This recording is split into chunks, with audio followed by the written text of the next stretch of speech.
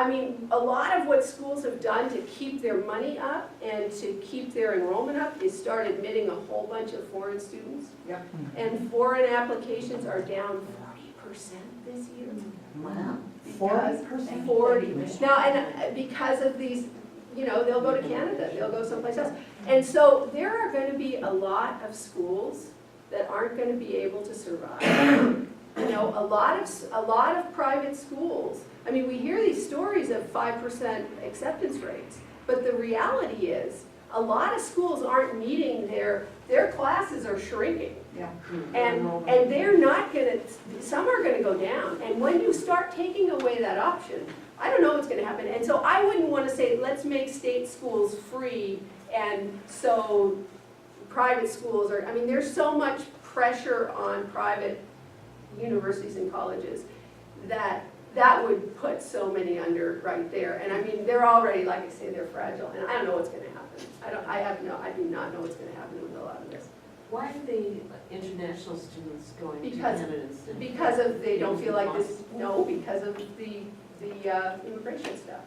Oh, right, and Okay. costs and Mr. Trump. But these are people who have paid costs. And I gotta say, if you didn't have them there, the cost would go down.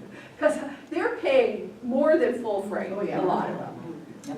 But still, I mean, some of them aren't gonna be, you know, I don't know. It'll be interesting. And so, I mean, a lot of it is to try to be responsive to changes, and we don't even know what's gonna happen really, but, you know, So that's a very recent.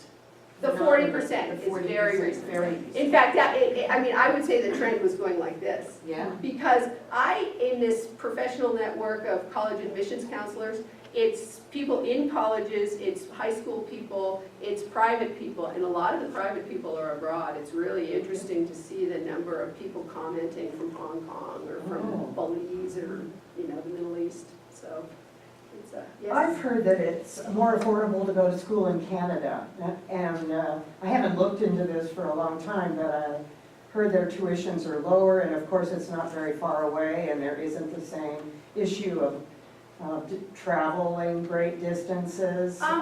So there's a nice student in town. There's a bunch of kids here who have Canadian citizenship, so they'll have dual They'll citizenship. benefit. So they'll go and pay in country, and there it's in country. It's not in state. They Yes. can go to any school in Canada. If you're not talking about them, I think the schools are less expensive, but not dramatically so. Like there's a student that is looking at a school in Kelowna, and it's I want to say it was $50,000. So A year?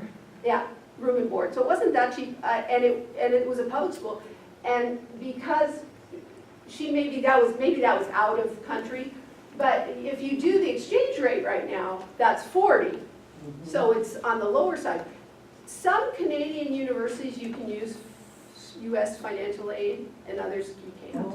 So if you can't, then you're better off. So you can't get a subsidized student loan or anything like that. Yeah. And I would point out that Canada is having a problem similar to us in that you have this many students and you have this many openings. And they do give preference to people, Canadians. yeah. So if you're interested in a given specialized program, forestry or whatever, Yeah. there's this many slots. Right. And so. Yeah. Peggy, do you do a lot of counseling for students on their post-college plans? Like, I want to be a vet, and so I'm gonna go to a school to be a vet, and then I'm gonna go to vet school. I mean, because that is like even more outrageously priced, and there's. It is. We talk somewhat about the role of graduate school. And it's really interesting because it's very different. Because there's a lot of graduate programs that are going to pay for themselves. And I emphasize that because I had no idea that, you know, since Daniel did engineering, until I was at some school and they said, oh no, he wouldn't pay for graduate school because he'll be a TA and all of that. Yeah. So there's a lot of programs that are not going to cost money. There are others that are, vet school, med school, law school, you know. So we don't talk too much about that, just to say you factor that in when you think about things. There's a lot lot more that we could do that we can't do because we don't have the body. Because it's mostly my body, and that's not, I mean, other people help with things, but I'm the only one that got training to do this. And not that you need a ton of training, but like, for instance, a lot of kids here are interested, not just in Canada, but like international. I think in Germany, it's tuition free, and a lot of people are interested in going to school in the UK, somebody's in Australia this year. That it would be great to have people with some expertise in that area that they could talk to kids about it, you know? So that's just this is sort of a plea for help. I mean, we could still use a lot of support. And also, the more kids that come for one-on-one help, the nicer it would be to have people sort of trained as mentors. And the way these programs work, and they happen all over. I have a friend who's she's my law school friend, and her kids just graduated from Newton North, which is in Newton, Mass, which is, I think, like a school that's like one of the best in the country. But they actually have an interesting student body. They have in Massachusetts, in the Boston area, they have voluntary busing, so that there are certain schools that have kids bused from the city, and so they have a mixed student body. And what they do is they get the empty nester parents, and they train some of them to be mentors. And really what they're doing is they're filling the roles of a college-educated parent, you know what I mean, for first-gen kids or kids without a lot of parental support. My friend Eileen, the boy she was helping last year, was homeless.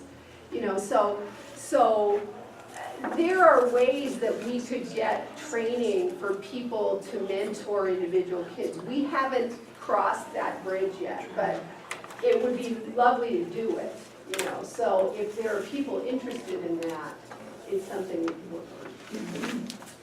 So, How do the kids find you? I mean, are you going into the high schools and yeah.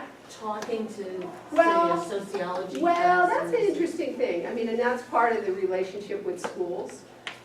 Some schools don't necessarily feel that welcome to go in and walk the halls, but I would say, like at Moscow, many of the families know about me, and we, on the open house days, we come in with flyers and stuff. The counselors don't really like us approaching kids directly there, but at home they don't care, so we do that. And you know, and otherwise we work with the counselors, and they know, and so we have a big Facebook group. We have a newsletter that goes out to about 250 people, but it is hard. It would be.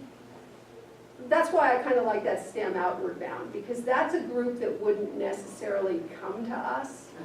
And that's kind of the problem. In our community here, we have to rely on them coming to us.